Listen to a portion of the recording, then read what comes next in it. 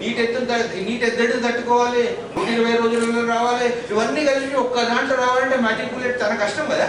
తెల్లవీపు దోమ కూడా ఇదే రకంగా ఇది నత్రజని ఎక్కువ వేసినా కూడా ఈ కుదురుల మధ్య మీరు 15 సెంటీమీటర్ల కంటే తక్కువ పెట్టి ఇంకా దగ్గరకు పెట్టడం వలన, నీరు ఎక్కువగా పెట్టడం వలన ఇప్పుడైతే మనకు నీటి ఎద్దడి ఎక్కువగా ఉంది.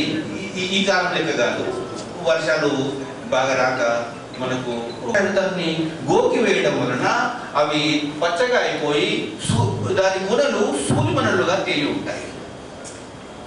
ఇది ముఖ్యంగా మన దగ్గర కాకుండా కూడా తమిళనాడులో ఈ కోయంబత్తూరు ఈ ప్రాంతంలో ఎక్కువైంది, నీటి ఎద్దడి ఎక్కువైపోయి వేడి ఎక్కువ అయిపోవడం వలన వీటి ఉధృతి ఎక్కువగా అవుతుంది క్రమంగా. తర్వాత నెక్స్ట్ ఆర్మీవం.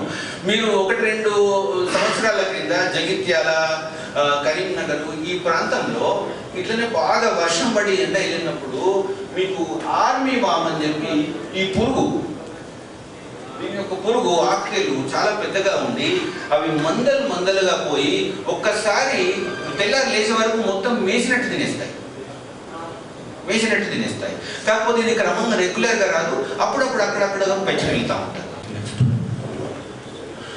ఇంకొక ముఖ్యమైనది మనకు గింజ రంగు మారడము. ఎప్పుడైతే గింజ మనకు రంగు మారడం, ఎర్రగా అవుతాయి లేదా ముదురు రంగులోకి వస్తాయి. దానివల్ల మిల్లర్లు కానీ వాటి వల్ల కూడా వాటికి పర్చేసింగ్ కష్టమైంది. ఏమైందంటే కంకి మొత్తం బయటకు రాదు, కొంచెం లోపల ఉండి మెల్లమెల్లగా వస్తుంటుంది, మొత్తం 100% బయటకు రాదు. ఆ కంకి లోపల ఉండి దాన్ని నీళ్ళు పడ్డప్పుడు దాని గింజ రంగు మారుతుందా లేదా, అక్కడక్కడ దానిలో ప్రాబ్లం వస్తుంది. అదేవిధంగా మనకు తెగులు, మానిపళ్ళు తెగులు, తుంగురు, ఇవి ముఖ్యమైనవి. ఇప్పుడు వాటి యొక్క నివారణ పద్ధతులు, ఎట్లా పురుగు మందుల వాడకాన్ని తగ్గించాలి, ఇతర పద్ధతులను ఏ విధంగా మనము అనుసరించాలనేది తెలుసుకుందాం. ముఖ్యంగా వీళ్ళ ఫోకస్ ఏంటంటే పురుగు మందుల అవశేషాలు తక్కువగా ఉండాలి, ఎక్స్పోర్ట్లో ప్రాబ్లం రాకూడదు. అదేవిధంగా మన పురుగు మందుల వాడకాన్ని తగ్గించుకుంటే మన ఖర్చు తక్కువ అవుతుంది, వాతావరణం కూడా బాగుపడుతుంది.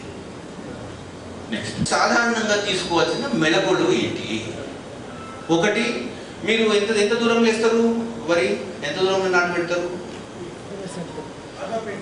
మినిమము 15/20 సెంటీమీటర్ల మినిమం ఉండాలి.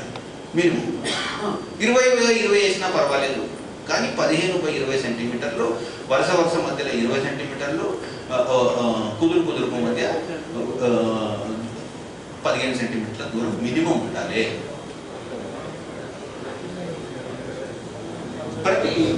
ప్రతి 3 మీటర్ల చేనుకు 30 సెంటీమీటర్ల కాలి బాటలు వదిలేయాలా. ఈ కాలి బాటలు వదిలేయటం వలన మీకు పంటకు సూర్యరశ్మి, గాలి బాగా ప్రసరించి, అదేవిధంగా మనం ఇన్స్పెక్షన్ చేయడానికి నడవనికి కూడా లేదా నివారణ చర్యలు చేసుకోవడానికి కూడా మనకు జాగా ఉంది. మనకు దోమ ఉధృతి తక్కువగా ఉంటుంది. ముఖ్యంగా దోమ ఉధృతి ఎక్కువగా ఉన్న ప్రాంతాల్లో ప్రతి 3 మీటర్ల ప్రధాన పొలానికి 30 సెంటీమీటర్ల కాలిబాటలను వదిలివేయాలి. దోమ ఉన్నప్పుడు మనము పురుగు మందులను స్ప్రే చేసేటప్పుడు మనం పవర్ స్ప్రే చేసుకొని మీద తిప్పితే అదేం కాదు. దోమ ఏడుంటుంది, అడుగులు ఉంటుంది. పవర్ స్ప్రే మీద గాలి వాసన చూపిస్తే ఏమైతుంది, దానికి ఏం కాదు. దాన్ని మనము అడుగుకు అది అందేటట్టు, మందు అందేటట్టు దాని డైరెక్షన్ పెట్టుకోవాలి. అదేవిధంగా నర్సరీలో కానీ పూతకు ముందు కానీ మనము గుళికలు వేసేటప్పుడు 5 సెంటీమీటర్ల కంటే ఎక్కువ నీరు ఉంచరాదు వాటిలో. గుళికలు వేసిన తర్వాత 3-4 రోజుల వరకు నీళ్లు తీసివేయరాదు, పెట్టరాదు. ఓకే. ఏవైనా సూచించిన మందులను షాపు వాళ్ళు చెప్పినే కాకుండా ఎవరైనా మీ యూనివర్సిటీ వాళ్ళు లేదా డాట్ సెంటర్ వాళ్ళు లేదా మా రీసెర్చ్ ఇన్స్టిట్యూట్ వాళ్ళు లేదా ఏదైనా మీరు చదివో ఏవైతే రికమెండ్ చేసినరో, ఎంతైతే డోస్ పెట్టినరో, ఎప్పుడు కొట్టాలనో అప్పుడే కొట్టండి. షాపు వాళ్ళు ఇచ్చింది కదా అని చెప్పి కొట్టకండి. వాళ్ళ మాటిని ఏదైతే వస్తే అది ఇస్తారు. అవునా కదా?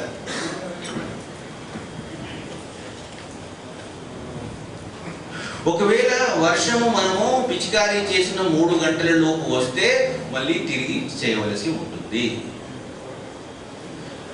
అందరు ఇప్పుడు పవర్ స్ప్రేలే వాడుతున్నారు, ఎవరు నాప్సాక్ స్ప్రేలు వాడలేరు. కాబట్టి నాటిన 30 రోజుల వరకు హెక్టారుకు అంటే 2.5 ఎకరాలకు 90 లీటర్ల నీటిని వాడాలి. అదే 40 రోజుల నుంచి 60 రోజుల వరకు అయితే 120 లీటర్ల నీటిని వాడాలి. 60 రోజుల తర్వాత మీరు స్ప్రే చేసినట్లయితే 180 లీటర్లు హెక్టార్కు వాడాలి. హెక్టార్కు 2.5 ఎకరాలు. ఓకే. తర్వాత అయితే మనము ఎప్పుడు మందు కొట్టాలి? ఇప్పుడు ఒక్క పురుగు కనిపించినా మనం మందు కొట్టాలా? ఒక పురుగు ఎంత నష్టం కలిగజేస్తుంది, మనం పెట్టే ఖర్చు ఎంత, దానివల్ల ఎంత నష్టం అవుతుంది, దాని గురించి మనకు ఆర్థికంగా నష్టపరిచే స్థాయిలు నిర్ధారణ చేయబడి ఉన్నాయి. అదే మొగ్గి పురుగుకైతే మీకు 10% లేదా ఒక్క స్క్వేర్ మీటర్ ఏరియాలో ఒక్క తల్లి పురుగు కనిపించినప్పుడు లేదా ఒక్క గుడ్ల సముదాయం కనిపించినప్పుడు మీరు పురుగు మందు కొట్టాలి. అప్పుడే మీరు పెట్టిన దానికి పెట్టుబడి వెళ్తుంది, లేకపోతే పెట్టుబడి నష్టమే. మీరు 1000 రూపాయలు పెడితే 500 లాభం కూడా కాదు. ఓకే. అదేవిధంగా ఉల్లికోడుకైతే మీకు 5% గొట్టాలు కనిపించినప్పుడు మీరు పురుగు మందును వాడవచ్చు. అంతేగాని ఆడొకటి రైతులకు ఎట్లుంటుందంటే కనిపించే డబ్బులు తీసుకుని వస్తుంది, చేయకూడదు. ఎందువల్ల అంటే చెట్టు ఉంది, ఇలాంటి గుళికలు వేయరాదు. ఓకే.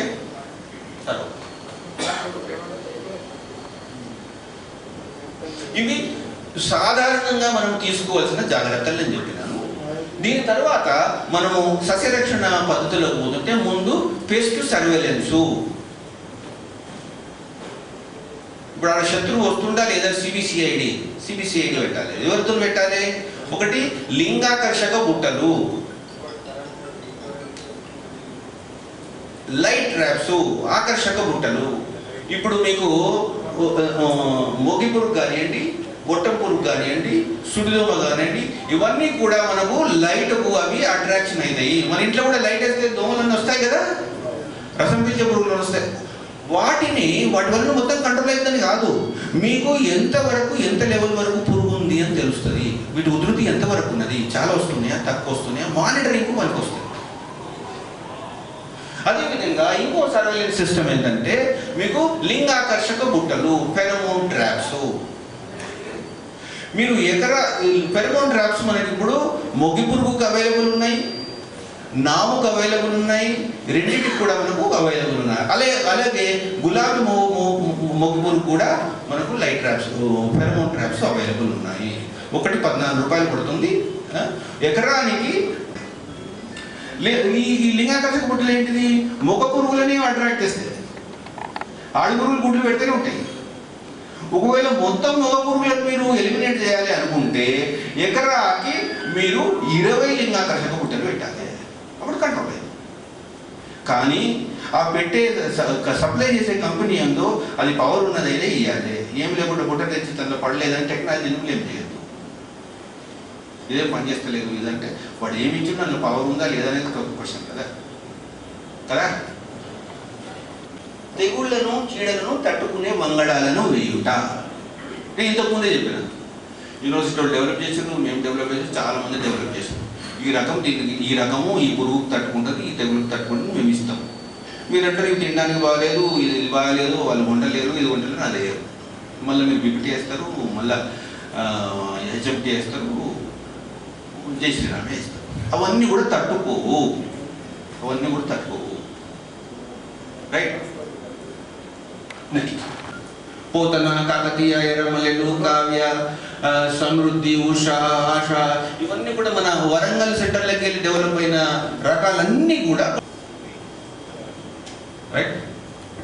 అదేవిధంగా దోమ, చైతన్య, కృష్ణవేణి, వజ్రం, ప్రతిభ, ఇవన్నీ ఇవన్నీ కూడా తట్టుకుంటే మనం వేసే 1001 1010 విజేత కాటన్ దూర సన్నాలలో కూడా ఈ సుడిదోమను తట్టుకునే స్వభావం ఉంది.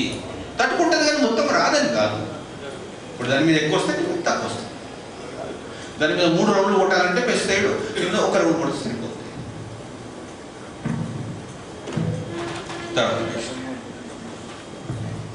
నెక్స్ట్ తర్వాత జీవ నియంత్రణ పద్ధతులు. ఎప్పుడైతే మనం అవశేషాలను తగ్గించుకోవాలి అని అనుకున్నామో జీవ నియంత్రణ పద్ధతులను అర్థం చేసుకొని అవగాహన చేసుకొని వాటిని పెంపొందించడం చాలా అవసరము.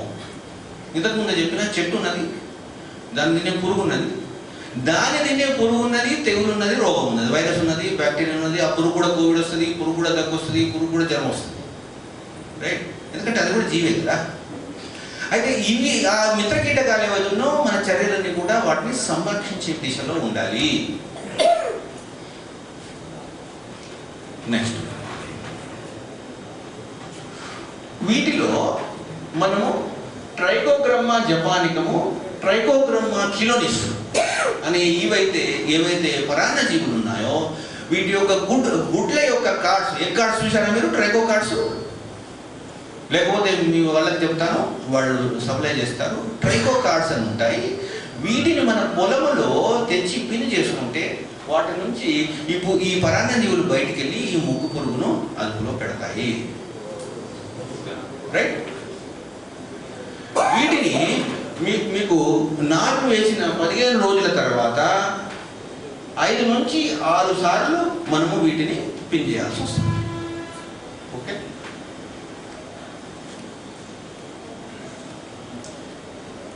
10 by 10 మీటర్ల ఏరియాకు 10 by 10 ఏరియాకు ఒక్క ట్రైకో కార్డును పిన్ చేయాలి.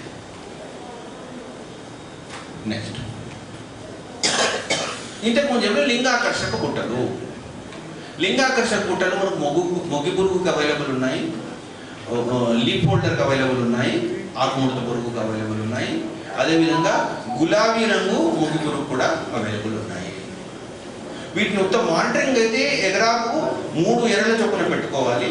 అదే మాస్ ట్రాపింగ్ అయితే ఎకరానికి 20 ట్రాక్ల చొప్పున పెట్టుకోవాలి. ధర ఎక్కువ ఉండదు, 15 రూపాయలు ఒక ట్రాక్. కాకపోతే ఎవరి దగ్గర తీసుకుంటున్నా దాంట్లో పవర్ ఉంటుందా లేదా చూసుకోవాలి. నెక్స్ట్ ఇంకొకటి ఏంటంటే, ఇంకొక పద్ధతి ఏంటంటే ఎర్ర పంటలను వేయుట. ఈ వరిలో ఏవైతే వాసన బియ్యం ఉన్నాయో అవి ఈ మొగ్గి పురుగును అట్రాక్ట్ చేస్తాయి. ఫర్ ఎగ్జాంపుల్ మన బాస్మతి లేదా మన లోకల్ వాసన బియ్యం ఏవైతే ఉన్నాయో వాటిలో మనము మధ్యలో ఈ వాసన ఉండే ఈ రకాలను ఒక వరుస వేసుకుంటే అవి ఏవైతే ఈ మొగ్గి పురుగు ఉన్నదో వాటిని అట్రాక్ట్ చేస్తాయి. అట్రాక్ట్ చేసి వాటిని ఆశించడం వలన పక్క వాటి మీద డ్యామేజ్ తగ్గుతుంది. ఎప్పుడైతే మొత్తం ఒకటే పంట ఉన్నప్పుడు జీవరాశులు ఎక్కువ ఉంటాయా? ఉండేవి కదా. ఎందుకంటే రకరకాల జీవరాశులు ఉంటాయి. రకరకాల జీవరాశులు ఈ పురుగులు కీటకాలన్నీ దేని మీద ఆధారపడతాయి? మనకు మకరందం మీద, పుప్పొడి మీద ఆధారపడతాయి. చేదాకు చిలుకలు కానీ, తుమ్మెదలు కానీ ఇవన్నీ కూడా అవి తినేది మకరందము, పుప్పొడి. అయితే మన పంట పొలాలలో ఈ మకరందము, పుప్పొడి లభించే పూల చెట్లను పెంచుకుంటే ఈ జీవరాశుల సంఖ్య పెరిగి అవి మన కీటకాలు ఏవైతే ఉన్నాయో వాటిని కంట్రోల్లో పెడతాయి. మనకు ఒక అలవాటు ఉంది, దీపావళి ముందు మనం బంతిపూలు వేస్తాము, బంతిపూలు వేసిన తర్వాత తీసుకుంటాం. అది మంచి పద్ధతి.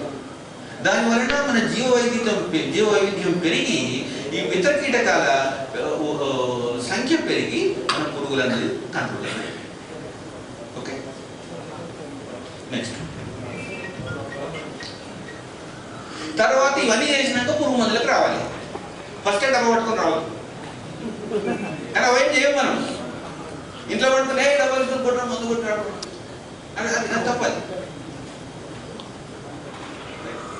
సో ఒకవేళ మొగ్గి పురుగు కానీ, గొట్టం పురుగు కానీ మనకు నార్మల్ దశలో ఉన్నప్పుడు ఇవన్నీ మీకు తెలిసినాయి. పెరటరా 5 kg per hectare వేసుకోవాలి. లేదా ఇంకోటి ఏంటంటే ఫిబ్రనిల్ గ్రాన్యూల్స్ రీజెంట్ 0.3G అది కూడా ఎకరానికి 10 కిలోలు వేసుకోవాలి. అదే ప్రధాన పొలంలో ఉధృతి ఎక్కువగా ఉన్నప్పుడు మీరు ముగ్గి పురుగుకు కొరజన్ కానీ కార్బన్ హైడ్రోక్లోరైడ్ కానీ ముగ్గి పురుగుకు వాడుకోవాలి. ఒకవేళ ఉల్లిపోటు ఎక్కువగా ఉన్నప్పుడు పూతకు ముందు ఇంకొకసారి మీరు రీజెంట్ కానీ కార్బోక్యూరాన్ కానీ వాడుకోవాలి. సుడిదోమకు మీరు ఇప్పుడు వాడుతున్న వాటిలలో అవశేషాలు తక్కువగా ఉండేటివి, డేంజర్ మార్క్ తక్కువగా ఉండేటివి, మనుషులు కూడా తక్కువ విషప్రాయమైనవి, భూములే తొందరగా కలిసిపోయేటివి, తొందరగా చీకిపోయేటివి. వాటిల్లో డైనోటెఫురాన్, పైమెట్రోజైన్, ఇంకొకటి ట్రైఫ్లోమెజోపైడ్. ఈ 3 మందులను వాడుకోవాలి. 3 మందులలో ఏదైనా ఒకటి వాడుకోవాలి. డైనోటెఫురాన్ కానివ్వండి, పైమెట్రోజైన్ కానివ్వండి, పెక్సలాగా చీకిపోతుంటుంది. అది మీకు 50-60 రోజుల మధ్యలో దుబ్బుకు 20-25 దోమల కంటే ఎక్కువగా ఉన్నప్పుడు ఒక్కసారి వాడాలి. ఒక్కసారి వాడిన పురుగు మందు అదే గ్రూపుకి చెందిన దాన్ని మళ్ళీ వాడవద్దు. మనం మాటికి యాంటీబయాటిక్ తీసుకుంటే యాంటీబయాటిక్ పనిచేయదు కదా, డిస్టెన్స్ వస్తుంది. డాక్టర్ ఏం చేస్తాడు, ఇంకో మందు మారుస్తాడు. అట్లానే ఒకటే గ్రూప్కి చెందిన పురుగు మందును తరచుగా వాడరాదు. ఒకసారి కొట్టిందని ఇంకోసారి కొట్టకూడదు. అది కాటం హైడ్రోక్లోరైడ్ దోమకు వాడకూడదు. నాముకు మొగి పురుగు వాడాలి. ఏది మన పుట్ట దశకు ముందు. ఆ తర్వాత మీరు ఒకవేళ దోమ ఎక్కువైనప్పుడు మీరు చెస్ కానీ, ఓషిన్ కానీ, పెక్సలాన్ కానీ వాడుకోవాలి.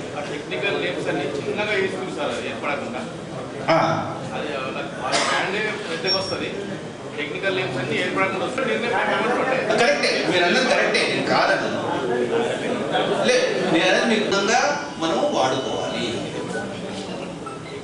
ఏది దుక్కి సరిగ్గా చేసుకోవాలి, ఎరువులను జాగ్రత్తగా పెట్టుకోవాలి, నీటిని జాగ్రత్తగా పెట్టుకోవాలి, కుదురుల మధ్య ఎడం సరిగ్గా పెట్టుకోవాలి, వాటిని ఈటీఎల్కి ఎక్కువ వచ్చినప్పుడే చేసుకోవాలి, మిత్ర కీటకాలను సంరక్షించుకోవాలి, లింగాకర్షక గుట్టలు వాడాలి, లైట్ ట్రాప్స్ వాడాలి, జీవ వైద్యాన్ని పెంచాలి, అవసరమైన మోతాదులో పురుగు మందులను వాడాలి.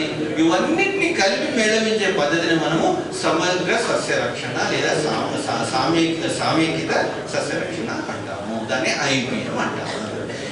వీటిని గుడ్ అగ్రికల్చరల్ ప్రాక్టీసెస్ అని కూడా అంటాము. ఇవి వాడటం వలన మనం పురుగు మందుల వాడకము తగ్గి అవశేషాలు తగ్గటం వలన మనము ఎక్స్పోర్ట్ గురించి ఎందుకు కాల్సిన, మనం కూడా తినాలి కదా. మందు కొట్టుకొని మనం ఏదో తింటాం. అదే మీరైతే ఏం కొట్టకుండా పక్కకి వేసుకుంటారు. మీరు తినేదాంట్లో ఏం కొట్టరు, బాగా కొట్టి మాత్రం బయట ఉంటారు.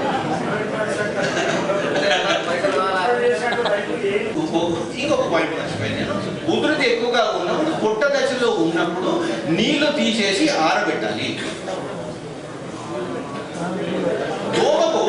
దోమకు బాగా తేమ కావాలి, వేడి కావాలి. అప్పుడు బాగా ఎక్కువ నత్రజని పడిపోతుంది. సో అది లోపల ఉన్నప్పుడు ఈ వాన పడటం వల్ల తేమ ఉంటుంది.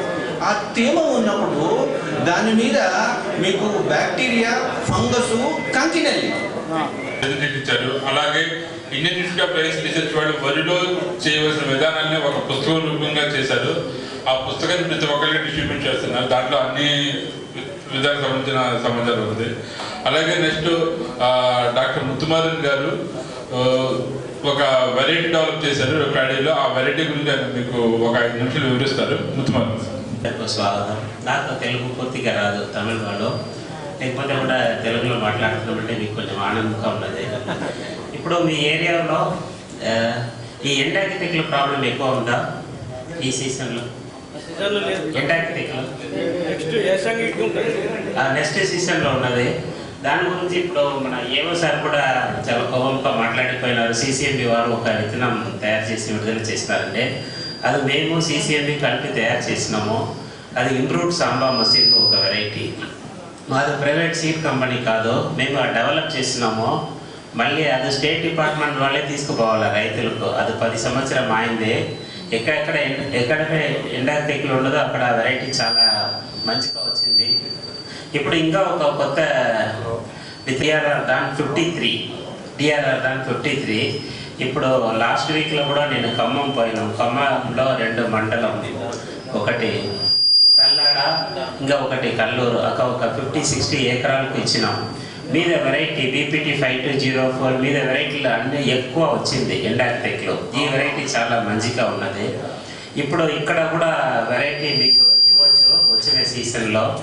ప్రతి రైతులకు ఇవ్వాలంటే చాలా కష్టం. ఇప్పుడు మన ప్రైవేట్ కంపెనీ వాళ్ళు ఉన్నారు కదా, గజానన్ లేకపోతే ఎన్జిఓ ఉన్నారు కదా, వాళ్ళకు మేము ఒక 50 కిలో ఇవ్వచ్చు. వాళ్ళు మల్టిప్లై చేసి మీకు ఇవ్వచ్చు.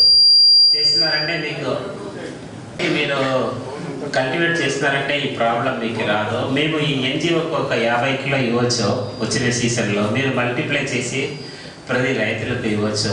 ఇంకా ఒక రైతులు అడిగినారు పచ్చిరొట్టి కొద్ది మా శ్రీధర్ గారు ఏమీ చెప్పలేదండి. మీరు ఇప్పుడు పచ్చిరొట్టెలు కూడా పెట్టవచ్చు.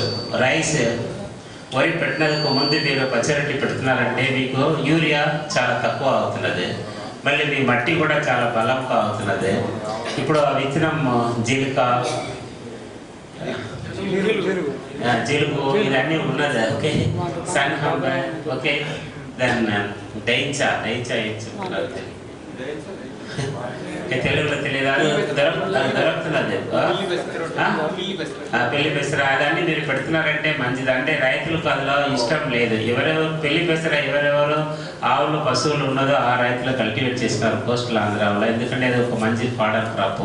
ఇప్పుడు మీరు అది పెడుతున్నారంటే మంచిది. మా దగ్గర ఇంకా ఒక సైంటిస్ట్ ఉన్నారు బీహార్ నుంచి, మన సార్కు మంచి దోస్తు బ్రజేంద్ర. వాళ్ళు కూడా మా ఆఫీస్లో ఒక చిన్న కిట్ డెవలప్ చేశారు.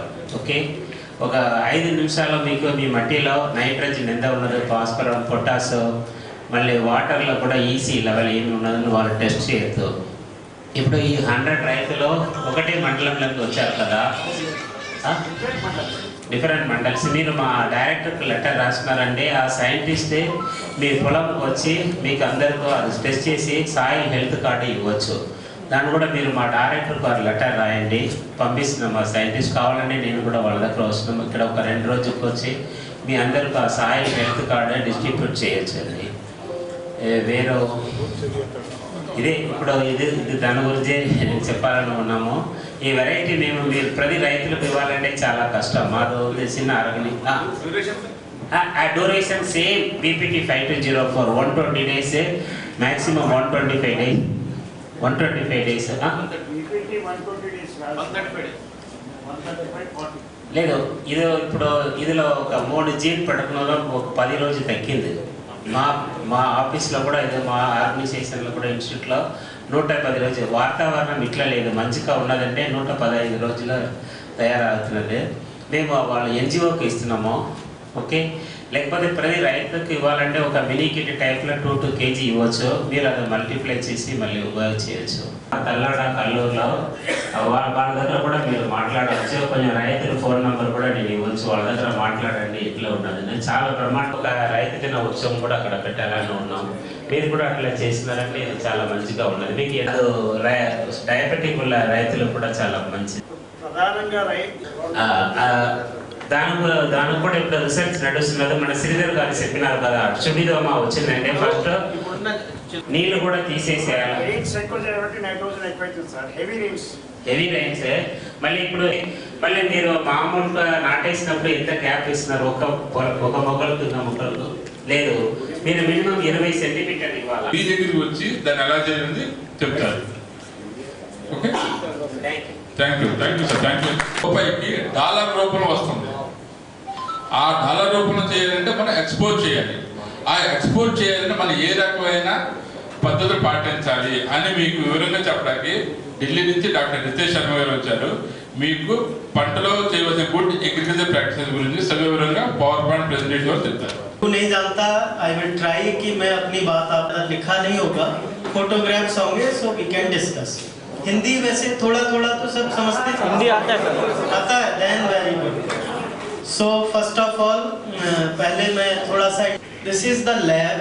ये एक हमारी लैब है जहाँ पर हिंदुस्तान में एकमात्र है जो राइस के लिए डेडिकेटेड है मेरठ में।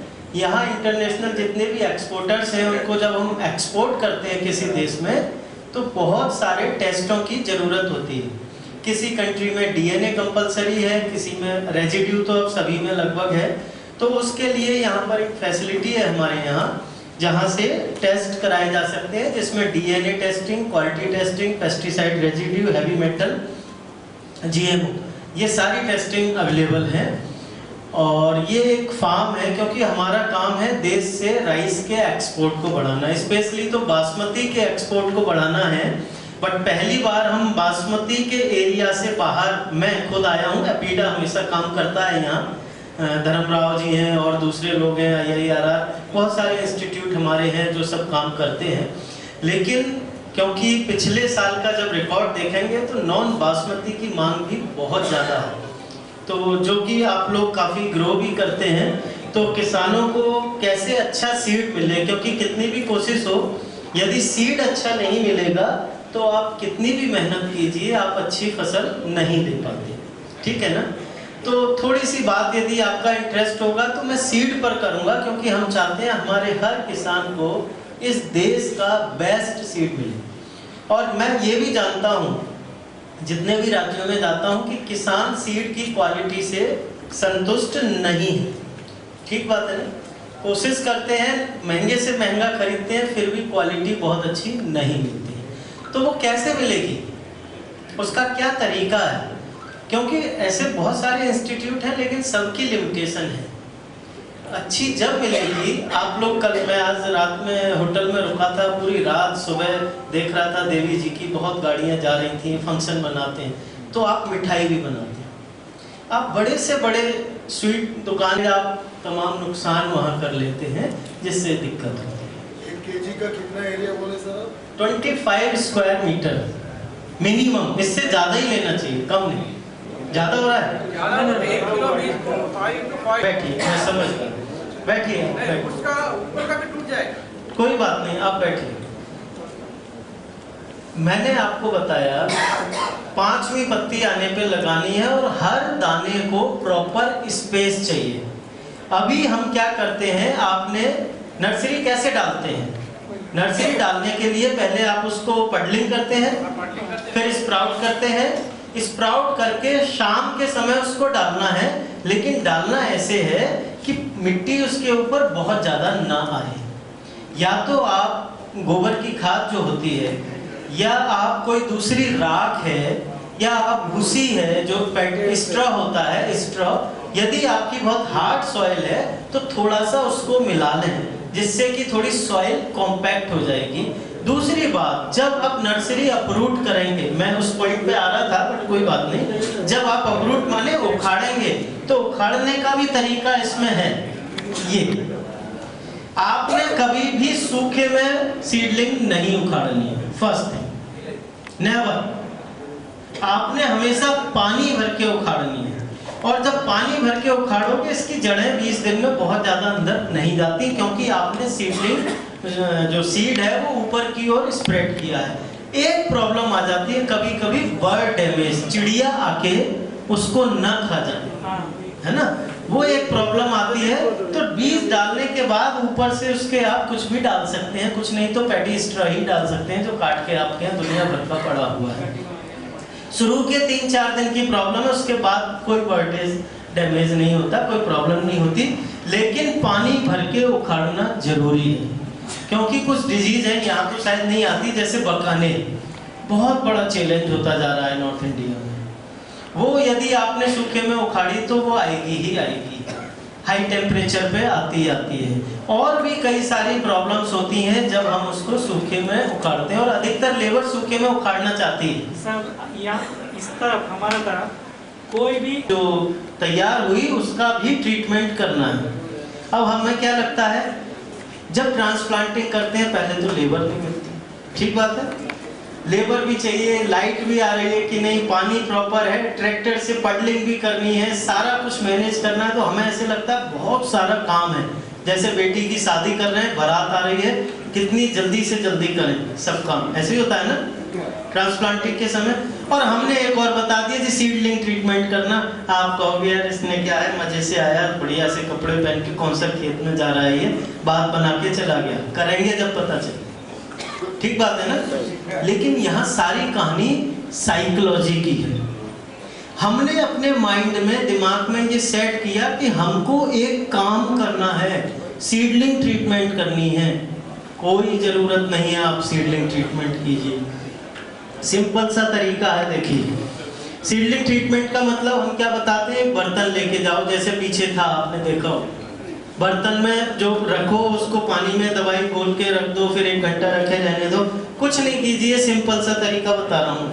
जब आप सुबह नर्सरी पे जाएंगे, लेबर को ये बताएंगे आज ये वाली नर्सरी आपको उखाड़नी है, वहीं पर आपकी चैनल बनी हुई है, सिंचाई की, इरिगेशन की नाली है, पानी जाता है। इस तरह से आपने क्या करना है, फावड़े से मिट्टी उठा के इधर रोक दीजिए, इधर रोक दीजिए, ये आपका बर्तन बन गया। पानी भराइए, थोड़ा सा ट्राइकोडर्मा है तो वो ले जाइए, नहीं तो यदि आप केमिकल यूज करते हैं तो वो ले जाइए। मिला के बस लेबर को इतना बोलो, ये जो उखाड़ के आपने बंचेस जगह जगह पे डाल दिए हैं, ये बस इसमें रखते रहो। यदि कोई ऐसा बैनर मिल गया तो बिछा लेना, नहीं तो कोई बात नहीं। अब बताओ मुश्किल काम है सीडलिंग ट्रीटमेंट? नहीं है ना, कर सकते हैं। बस साइकोलॉजी की बात है, हमने काम की तरह लिया तो मुश्किल है, हमने इजी वे में लिया तो वो बड़े आसानी से हो जाएगा। इस तरह से आप पौध का उपचार कर लीजिए। ऐसे करने की जरूरत नहीं, इसमें आपके टेंशन आती है कौन लेके जाएगा, कहाँ, कितना। ठीक बात है, हमने इजी तरीके ढूंढने हैं। बस एक गड्ढा बना दिया छोटा सा, कहीं भी मिट्टी रख दी, इसमें डालते रहो, दैट्स ऑल। वो इधर उधर फेंकी है, वहाँ इकट्ठी होगी। ये ग्रीन मैन्योर की बात मैं बता चुका हूँ। इस तरह से आपने हरी खाद देनी है। यहाँ रोटावेटर यूज करते हैं, तो रोटावेटर करते हैं तो आपने अलग से पडलिंग करने की जरूरत नहीं है। बहुत किसान क्या करते हैं, जो कोई लेता है ग्रीन मैन्योर, हरी खाद, ढेंचा लेते हैं, हाँ, क्या करते हैं, हमने अपने हिसाब से बो दिया, इतना बड़ा हुआ और फिर हम ट्रैक्टर चला के 3-4 बार मिक्स करते हैं। फिर उसके जब भी आपने ट्रांसप्लांटिंग करनी है, फिर ट्रैक्टर लाते हैं, पानी भर के फिर पडलिंग करते हैं। No need. जो आप जितना पैसा खर्च अपने आप से प्रॉमिस करना है कि आप दुनिया का बेस्ट सीड अपने खेत में बनाना। जब तक आपने ठाना नहीं, पक्का नहीं किया, प्रॉमिस नहीं किया, और यदि आपने कर लिया तो बीज आपका बन गया। कैसे बन गया? कुछ नहीं करना है आपने, जो आपका खेत है, और सब जानते हैं इनकी शक्ति बहुत। इन आंखों को खेत के अंदर कोई भी पौधा जरा भी अलग नजर आए, निश्चय किया है। आप VPT 520 कर रहे हैं, आप देखोगे उसी का पौधा है, बिल्कुल सेम है, वही वैरायटी है, लेकिन वो थोड़ा सा ऊंचा है। सारे फील्ड में फ्लावरिंग हो चुकी, और गिरते पड़ते जैसे एक वो रेस लगाते हैं ना, तो बच्चों की दौड़ लगाओ, कुछ तो होंगे एकदम भाग जाएंगे बहुत जल्दी, वो सबके साथ नहीं चल सकते, और कुछ गिरते पड़ते अपनी रेस पूरी करते हैं, कंप्लीट भी नहीं कर पाते अपनी रनिंग, है ना। तो ऐसे भी बहुत सारे होंगे जो ही आपका फील्ड नजर आएगा। बड़े सुंदर फील्ड यहाँ है, मुझे पता है, यहाँ के किसान बहुत मेहनत से काम करते हैं। ये चेंज आया है, यानी कि उसके जीन्स में कुछ परिवर्तन आया है। आपको अभी तो इतना सा दिखा है, जब दिखने लगेंगे, इसलिए वो काटना जरूरी है। अब एक और बात ध्यान से सुन, नहीं हुआ सीड कैसे बनेगा, लगानी पड़ती है। सीड प्रोसेसिंग यूनिट बोलते हैं उसको, प्लांट, और वो कोई 30 lakhs का आता है। अब वो 30 लाख की मशीन है। Informative, very knowledgeable. Thank you so much on behalf of the audience and farmers community. I am expressing my sincere thanks to Dr. Nitesh Sharma ji and Dr. Muthukumaran sir and Dr. Sridhar garu. And ఈ programme ఇంత ఉత్సాహంగా నడిపించడానికి ఎంతో మాకు సహాయ సహకారాలు అందించినటువంటి దేశ్ పంట ఫౌండేషన్ వారికి మరొక్కసారి మీ కర్తాను ధన్యవాదాలు తెలుపుతున్నాను. Thank you so much, you have arranged very wonderful.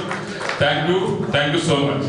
అలాగే ఇప్పుడు మనకు వచ్చిన సైంటిస్ట్ గారు శ్రీధర్ గారు, ముత్తురామన్ గారు, ఇంకా మనకు వచ్చిన JDA తిరుమల ప్రసాద్ గారు, ధర్మారావు గారు అపెడా నుంచి వచ్చారు, ప్లస్ జమీర్ ఇంకా సురేష్ మీకు అందరికి తెలిసే ఉంటారు.